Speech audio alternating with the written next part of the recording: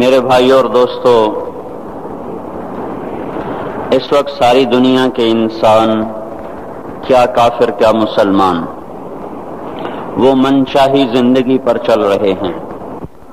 جو جی میں آیا وہ کرنا ہے، جو جی میں نہیں آیا وہ نہیں کرنا۔ اپنی منشاہی زندگی کا دستور یہ گزشتہ 300 سال سے باطل کی محنت ہوتے ہوتے ہوتے وہ ہمیں اس وقت یہاں تک پہنچا چکے ہیں کہ ہم اللہ کی ذات سے اثر لینا یا اس کے رسول سے اثر لینا یا آخرت سے اثر لینا، یہ ہمارے دلوں میں یا مٹ چکا ہے یا بہت دھندلا ہو چکا ہے۔ یعلمون ظاہرا من الحیات الدنیا، بس یہ فیصلہ باد کے 4 دن ہی ہمیں اچھے لگ رہے ہیں۔ وہم عن الآخرۃ ہم غافلون، اور موت کے بعد جو آنے والی زندگی ہے اس سے یہ سارا جہان غافل ہے۔ اور یہ کائنات اللہ کی ہے، یہ زمین اللہ کی ہے، عرش فرش اللہ کا ہے۔ یہاں وہ ہوگا جو اللہ چاہتا ہے، یہاں وہ نہیں ہوگا جو دنیا کے بادشاہ چاہتے ہیں، صدر وزیر فوجیں چاہتی ہیں، بلکہ ان الامر کلہ للہ، ساری حکومت وہ اللہ تعالیٰ کے ہاتھ میں ہے، اور وہ من قبل ہے شروع سے، اور من بعد ہے آخر تک، ہمیشہ تک۔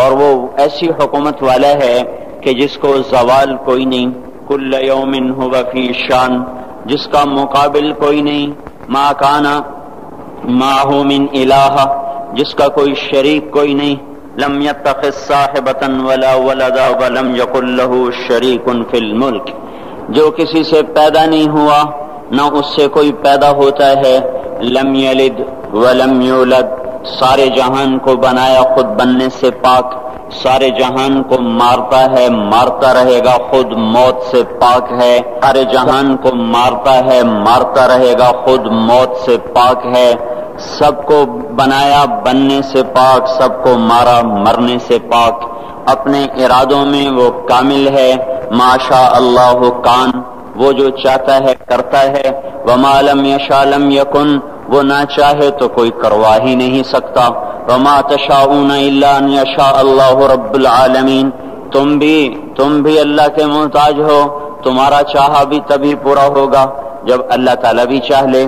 فرعون کی ساری طاقت لگی کہ موسیٰ علیہ السلام کو ذبح کرنا ہے، اللہ کا ارادہ ہوا کہ ہم نے زندہ رکھنا ہے، ایک اتنی کثرت سے بچے قتل ہوئے کہ اس کی اپنی قوم نے کہا تو حکومت کس پہ کرنی ہے، 1 سال چھوڑو 1 سال مارو۔ جس سال چھوڑتا تھا اس سال ہارون علیہ السلام اللہ نے پیدا فرمائے، جس سال قتل کرتا تھا اس سال موسیٰ علیہ السلام کو اللہ تعالیٰ نے پیدا فرمایا، حالانکہ اس کا عکس کرتا تاکہ معاملہ آسان ہوتا، لیکن اللہ کی قدرت کو کون جانتا۔ پھر ایسا نظام چلایا کہ اس کو پانی میں ڈلوایا، پانی سے فرعون کے دربار میں پہنچایا۔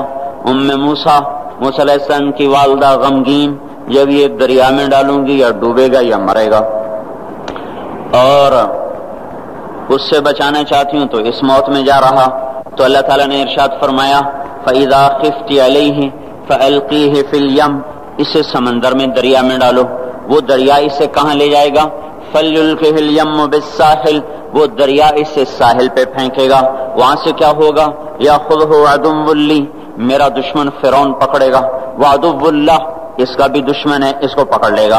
تو موسیٰ علیہ السلام کی والدہ کے جی میں آیا، یا اللہ جس سے بچانا ہے وہی اس کو پکڑے گا تو یہ بچے گا کیسے، وہ تو اس کو دیکھتے ہی ذبح کرے گا۔ تو اللہ تعالیٰ نے ارشاد فرمایا لا تخافی ولا تحزنی، نہ اس کی موت کا غم کھا، نہ اس کی موت کا خوف کھا، نہ اس کی جدائی کا غم کھا، انا رادوہ الیک، تو دیکھے گی میں اسے واپس تیری گود میں لوٹاؤں گا، وجاعلوہ من المرسلین، تیری زندگی میں میں اسے رسول بنا دوں گا۔ یہ دونوں کام تو دیکھ کے مرے گی، اس سے پہلے نہیں مر سکتی۔ وہ فرعون کی گود میں جائے یا تپتی آگ میں گرے یا وہ طوفانی موجوں میں گرے، بچانا جب تیرے اللہ کا ارادہ ہو جاتا ہے تو کائنات کا ہر سبب پھر حفاظت میں استعمال ہوتا ہے، پھر وہ ہلاکت میں استعمال نہیں ہو سکتا۔ اور جب وہ ہلاکت کا ارادہ کرتا ہے تو حفاظت کے اسباب بھی موت کے لیے استعمال ہوتے ہیں، جب وہ عزت کا ارادہ کرتا ہے تو ذلت کے اسباب بھی عزت کا ذریعہ بنتے ہیں. جب وہ ذلیل کرنے کا ارادہ کرتا ہے تو عزت کے اسباب میں سے ذلت نکلنا شروع ہو جاتی ہے. جب محبتیں لاتا ہے تو نفرتوں میں سے محبتیں نکال کے دکھاتا ہے. جب نفرتیں لاتا ہے تو محبتوں کو نفرتوں میں بدل کے دکھاتا ہے. اس کائنات میں میرے بھائیوں حکومت اللہ تعالیٰ کی ہے. یہاں وہ ہوگا جو اللہ چاہتا ہے.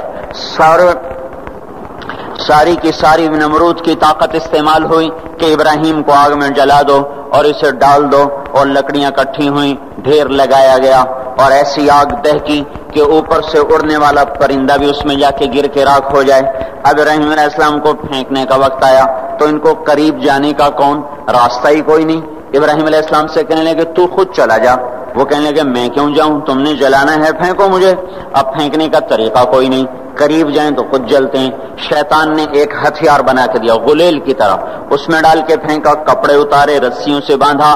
جب ہوا میں اڑے تو جبرائیل دائیں طرف آ گئے اور پانی کا فرشتہ بائیں طرف آ گیا. یوں جا رہے، درمیان میں ابراہیم علیہ السلام، ادھر جبرائیل، ادھر پانی کا فرشتہ. اور ابراہیم علیہ السلام خاموش، بس اتنا کہہ رہے ہیں حسبی اللہ ونعم الوکیل، حسبی اللہ ونعم الوکیل. اس سے آگے کچھ نہیں بول رہے.